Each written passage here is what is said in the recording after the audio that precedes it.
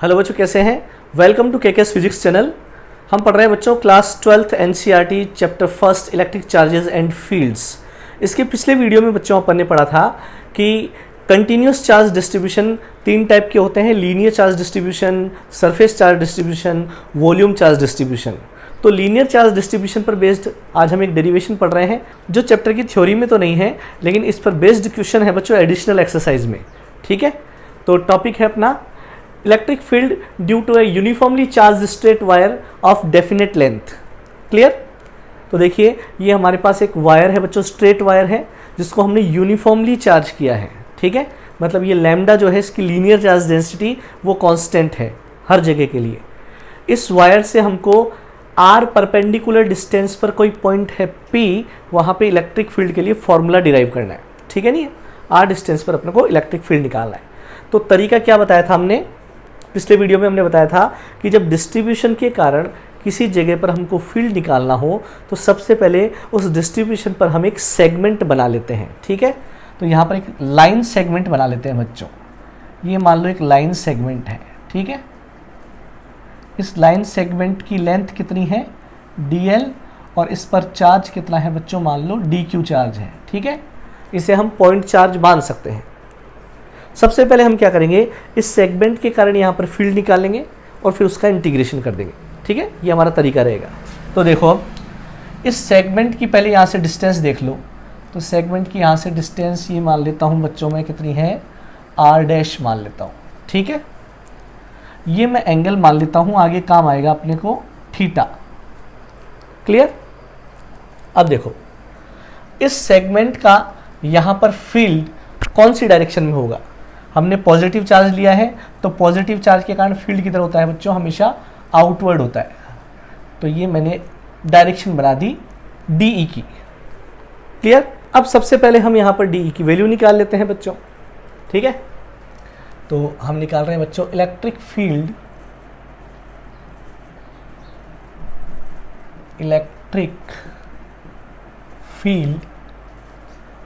Due to dq charge. ठीक है, इसको हम पॉइंट चार्ज मान सकते हैं। तो फॉर्मूला लगाएंगे पॉइंट चार्ज वाला, DE is equal to k dq by distance कितनी है r डैश का स्क्वायर। ठीक है, फिर हम यहाँ पे dq की जगह क्या लिख सकते हैं बच्चों? dq की जगह क्या हम लैम्डा dl लिख सकते हैं? हमने पढ़ा है lambda is equal to dq by dl। हमने पढ़ा है लैम्डा इज इक्वल टू क्या होता है बच्चों? dq by dl। तो dq is equal to lambda dl हो गया। तो dq इज इक्वल टू हो गया लैम्डा dl। ये यहाँ पुट कर दो तो DE की वैल्यू हो जाएगी बच्चों k lambda dl by r dash square. ठीक है, अब इसका इंटीग्रेशन कर देंगे तो हमारे पास टोटल फील्ड आ जाएगा। लेकिन हम क्या करते हैं बच्चों, यहाँ पर हमारी सुविधा के लिए इस DE के दो कंपोनेंट बना लेते हैं। देखो एक तो x डायरेक्शन में और एक y डायरेक्शन में। इस DE के दो कंपोनेंट बना रहे हैं, एक तो इस डायरेक्शन में और एक इस डायरेक्शन में। क्लियर। अगर ये थीटा है तो ये सामने वर्टिकल अपोजिट एंगल हो गया थीटा। तो ये कौन सा कंपोनेंट हो गया? DE cos theta. और ये कौन सा हो गया? DE sine theta. क्लियर। ये तो हो गया x कंपोनेंट और ये हो गया y कंपोनेंट। इसको मैं लिख सकता हूँ, इधर लिख देता हूँ बच्चों, p को हम इधर सेट कर लेते हैं। ये हमारा हो गया DEx और ये हो गया हमारा DEy। क्लियर। ये x कंपोनेंट, ये y कंपोनेंट। हम क्या करेंगे, हमको अब करना क्या था, इसका इंटीग्रेशन करना था और पूरे वायर का फील्ड निकालना था। अब हम इन कंपोनेंट्स का इंटीग्रेशन करेंगे।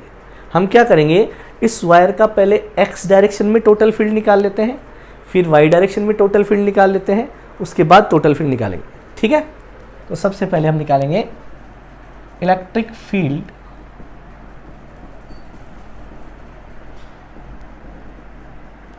Due to wire in x direction. Clear. तो Ex is equal to integration किसका करना पड़ेगा बच्चों? डी ई कॉस थीटा का इंटीग्रेशन करना पड़ेगा। यहां डी ई की वैल्यू पुट कर दो, पुटिंग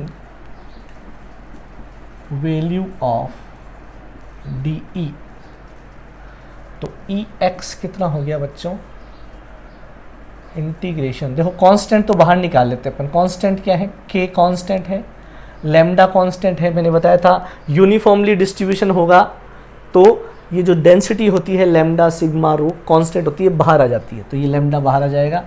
अंदर क्या बचेगा देखो बच्चों, कॉस थीटा, और इधर क्या है D L upon R dash square. ठीक है, के और लैम्डा बाहर आ गए, D L upon R square ये रहा और कॉस थीटा ये रहा। अब पहले इसको सॉल्व करना है। इंटीग्रेशन किसके रेस्पेक्ट में करना है, एल के रेस्पेक्ट में, जबकि यहाँ पर फंक्शन किसकी फॉर्म में है, थीटा और आर डैश की फॉर्म में, और दोनों ही वेरिएबल है। वेरिएबल का पता कैसे चलता है, ये जो सेगमेंट है ये अलग अलग जगह मान कर देखो आप, इस डी एल को नीचे मानोगे तो ये आर डैश चेंज हो जाएगी और ये एंगल भी क्या हो जाएगा, चेंज। इसका मतलब ये दोनों वेरिएबल है, इनको इसलिए बाहर नहीं निकाला अपन ने। तो अब इसका इंटीग्रेशन करें कैसे, तो इसका इंटीग्रेशन करने के लिए हमको पहले इन तीनों को किसी एक वेरिएबल में कन्वर्ट करना पड़ेगा।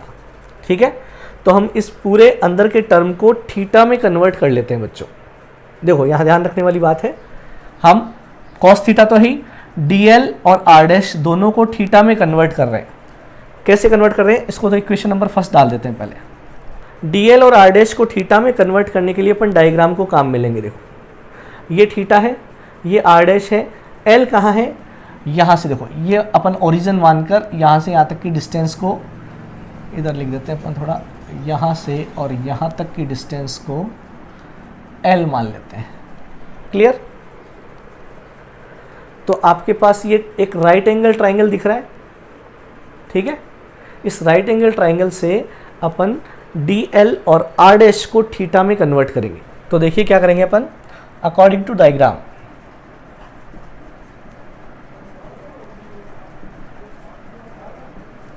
तो डायग्राम में देखो बच्चों, ये आर एल और थीटा, थीटा के सामने परपेंडिकुलर और ये बेस, मतलब परपेंडिकुलर बेस मतलब टेन थीटा का फॉर्मूला लगाएंगे।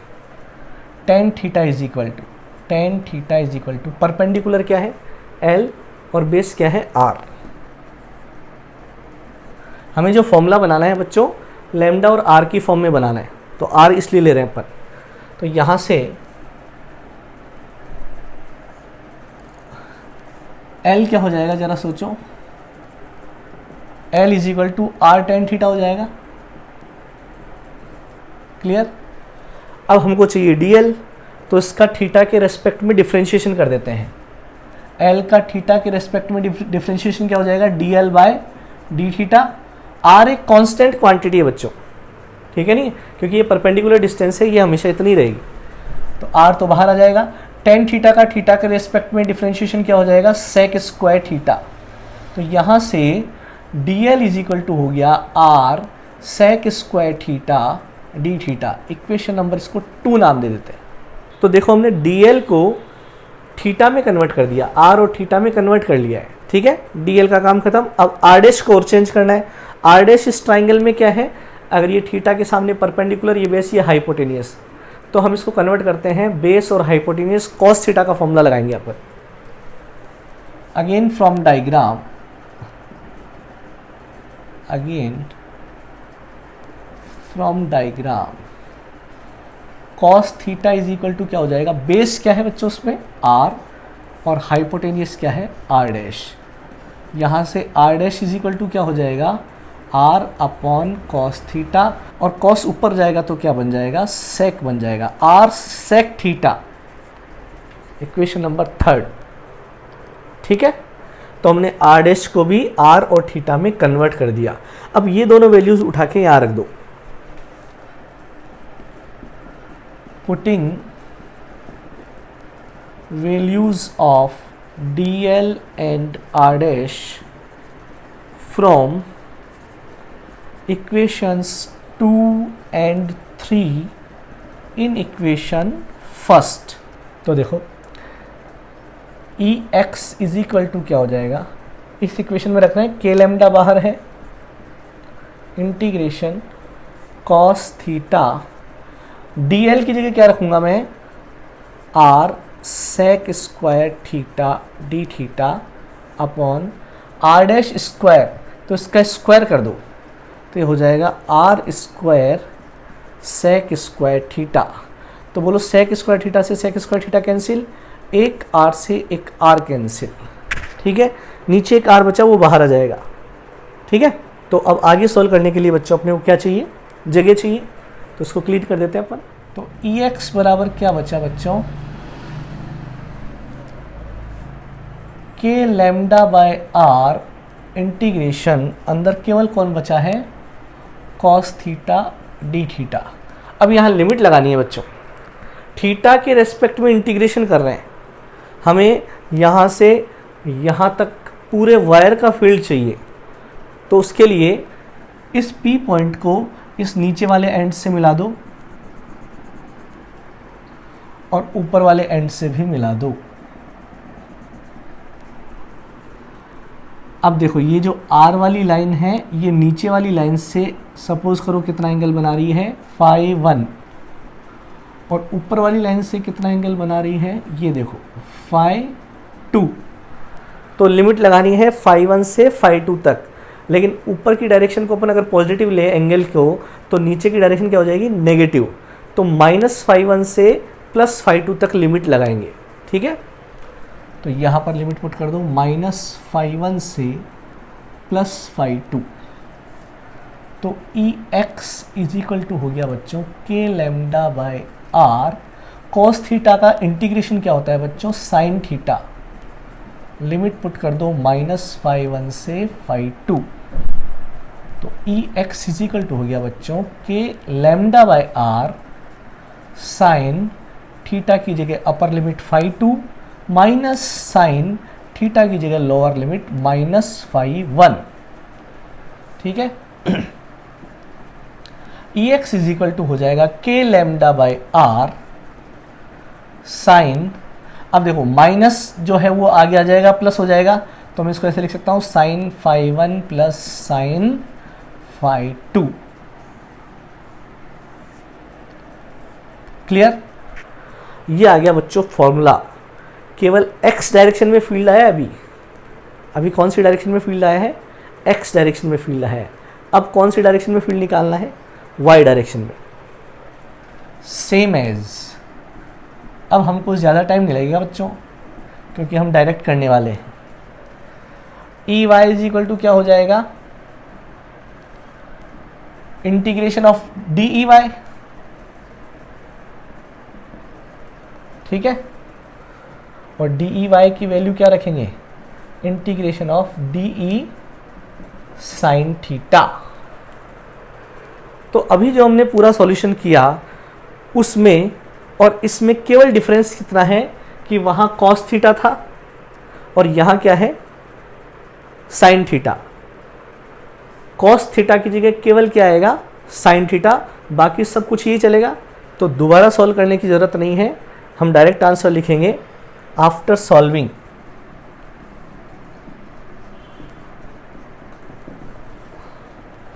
देखो यहाँ साइन आ जाएगा, तो साइन का इंटीग्रेशन क्या हो जाएगा, माइनस कॉस। यहाँ से दोबारा कर लेते हैं, इधर की तरफ कर लेते हैं। Ey is equal to K lambda by R, same to same यही स्टेप चल रही है, बस कॉस की जगह क्या लिखना है अपने को, साइन लिखना है, साइन थीटा डी थीटा -φ1 से φ2। तो Ey is equal to K lambda by R, sine theta का इंटीग्रेशन क्या होता है बच्चों, माइनस कॉस थीटा -φ1 से φ2। तो Ey इज इक्वल टू हो जाएगा के लैम्डा बाय आर, लिमिट रखेंगे अपन minus cos φ2 minus minus plus cos -φ1, और कॉस -φ1 क्या हो जाएगा, cos φ1। तो ये हो जाएगा बच्चों Ey इज इक्वल टू, ये तो प्लस का है ये माइनस का है, के लैम्डा बाय आर cos φ1 पहले लिख देंगे क्योंकि ये प्लस का हो गया, माइनस cos φ2। ये फॉर्मूला आ गया बच्चों।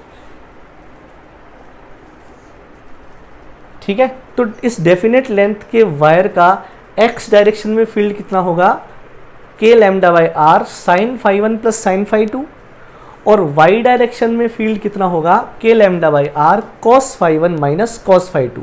हमको अभी नेट फील्ड निकालना है, तो नेट फील्ड कैसे निकालेंगे, net field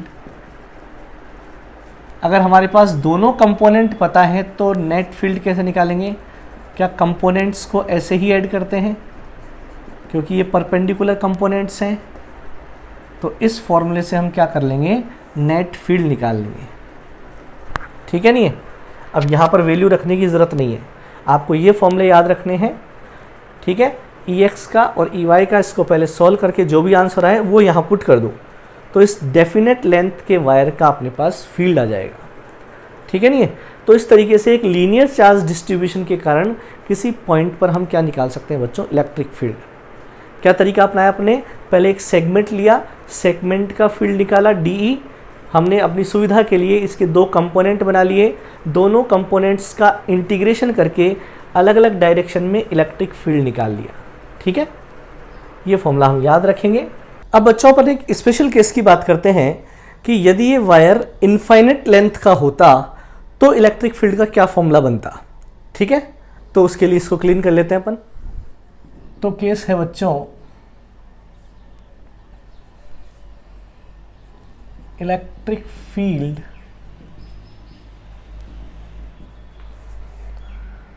due to uniformly charged straight wire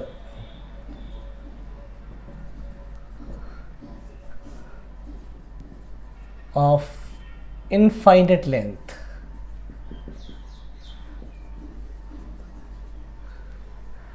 अब इनफाइनेट लेंथ का अगर वायर है तो डायग्राम में देखो बच्चों, ये वायर है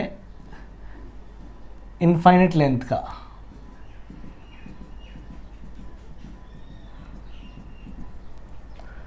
और ये पॉइंट है अपने पास P, कितनी डिस्टेंस पर, R डिस्टेंस पर।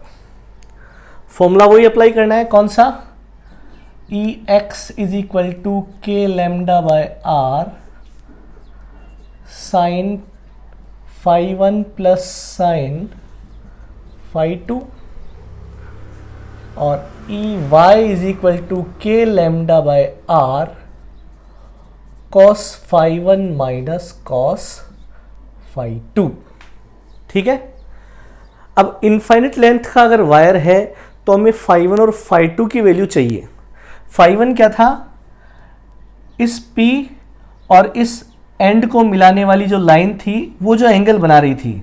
अब देखो इस पॉइंट को यदि मैं इससे मिलाऊं, ये तो इनफाइनेट पे जा रहा है, तो मिलाने के लिए मुझे क्या इसके पैरेलल एक लाइन खींचनी पड़ेगी, क्योंकि दो पैरेलल लाइंस ही इनफाइनेट पर मिल सकती हैं।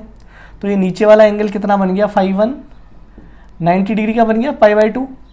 ऐसे ही ऊपर वाला एंड अगर मिलाएं तो पैरेलल लाइन बनानी पड़ेगी, तो ऊपर वाला एंगल भी कितना हो गया, फाई टू जिसको हम मानते हैं वो भी कितना हो गया, पाई बाई टू, मतलब 90 डिग्री। तो इनफाइनेट लेंथ का जो वायर होता है उसके लिए हमको फाई वन और फाई टू दोनों कितना पुट करना पड़ेगा, पाई बाई टू पुट करना पड़ेगा।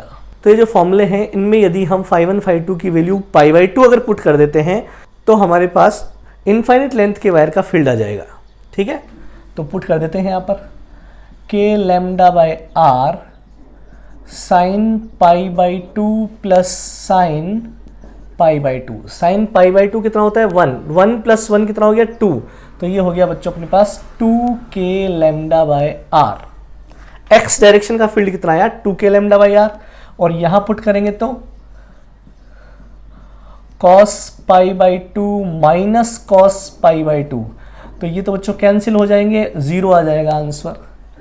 तो नेट फील्ड कितना होगा, net electric field, net field कैसे निकाल रहे थे अपन, under root E x square plus E y square. E y तो ज़ीरो है, तो ई किसके इक्वल हो गया, ई एक्स के।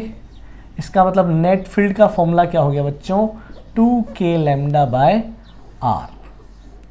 क्लियर? तो ये फॉर्मूला बच्चों हम डायरेक्ट याद कर सकते हैं कि इसके लिए एक स्ट्रेट वायर जिसकी लेंथ कितनी है, इनफाइनेट, उस वायर का जो फील्ड होता है वो कितना होता है, 2k lambda by are. Lambda क्या है, इस वायर की लीनियर चार्ज डेंसिटी, आर क्या है, उस पॉइंट की वायर से परपेंडिकुलर डिस्टेंस। ठीक है। अच्छा, अगर इसी केस में हम बात करें कि ये जो लॉन्ग स्ट्रेट वायर है, इनफाइनेट लेंथ का वायर, या हम लॉन्ग स्ट्रेट वायर भी बोल सकते हैं उसको, उसके एक एंड पर इलेक्ट्रिक फील्ड पता करना हो तो कितना होगा, वायर के एक एंड पर। तो इसी डायग्राम को मैं मैनिपुलेट कर देता हूं बच्चों। मैं मान लेता हूं ये वायर इतना ही लंबा है, ठीक है नहीं है, मतलब वायर का एक एंड तो यहां पर है और दूसरा एंड कहां चला गया, इनफाइनेट पर। अब मुझे इस एक एंड के सामने पी पॉइंट पर इलेक्ट्रिक फील्ड पता करना है। तो डायग्राम से साफ पता चल रहा है कि जो नीचे की तरफ एंगल बनने वाला था वो तो बन ही नहीं रहा। इसका मतलब φ1 की वैल्यू अब क्या हो जाएगी बच्चों, अब φ1 की वैल्यू हो जाएगी 0। क्लियर? φ2 अब भी कितना रहेगा, π/2। तो φ1 की जगह अगर 0 रख दूं, φ2 की जगह अगर π/2 रख दूं, किसमें, इन फॉर्मूलों में, तो मेरे पास लॉन्ग वायर के एक एंड के सामने इलेक्ट्रिक फील्ड आ जाएगा। तो यहीं पर अपन लिख देते हैं इसको, electric field at one end of long wire. Long wire मतलब इनफाइनेट लेंथ का वायर मान के चल रहे हैं अपन। तो यहां पर अपन φ1 की जगह तो क्या पुट कर देंगे, 0, और φ2 की जगह क्या पुट कर देंगे, π/2। तो सोचो Ex कितना हो जाएगा, अगर यहां पर साइन 0 रखूं तो साइन 0 0 होगा और साइन π/2 1, तो ये 2 हट जाएगा यहां से, Ex कितना आ जाएगा, k lambda by R. Clear? और Ey कितना आ जाएगा, जरा देखो यहां पर, देखो π/2 की जगह मैं 0 पुट कर रहा हूं तो cos 0 1 होता है और cos π/2 0 होता है, तो 1 - 0 1, मतलब यहां पर भी कितना आ जाएगा, k लैम्डा बाय आर। ये तो दोनों कंपोनेंट आए हैं। नेट फील्ड कितना हो जाएगा, नेट फील्ड के लिए ये फॉर्मूला अप्लाई करेंगे तो √k लैम्डा बाय आर का square plus k lambda by R का स्क्वायर, तो E इज इक्वल टू हो जाएगा बच्चों ये √2k lambda by R. Clear? तो लॉन्ग वायर के एक एंड पर जाते जाते field √2k lambda by are रह जाता है। तो इस तरीके से बच्चों हम क्या कर सकते हैं, एक स्ट्रेट वायर का इलेक्ट्रिक फील्ड निकालते हैं। क्लियर? अब इसी पैटर्न को फॉलो करते हुए बच्चों नेक्स्ट वीडियो में हम इलेक्ट्रिक फील्ड निकालेंगे एक यूनिफॉर्मली चार्ज्ड सर्कुलर आर्क के कारण सेंटर पे कितना फील्ड होता है। ठीक है? तब तक के लिए ऑल द बेस्ट।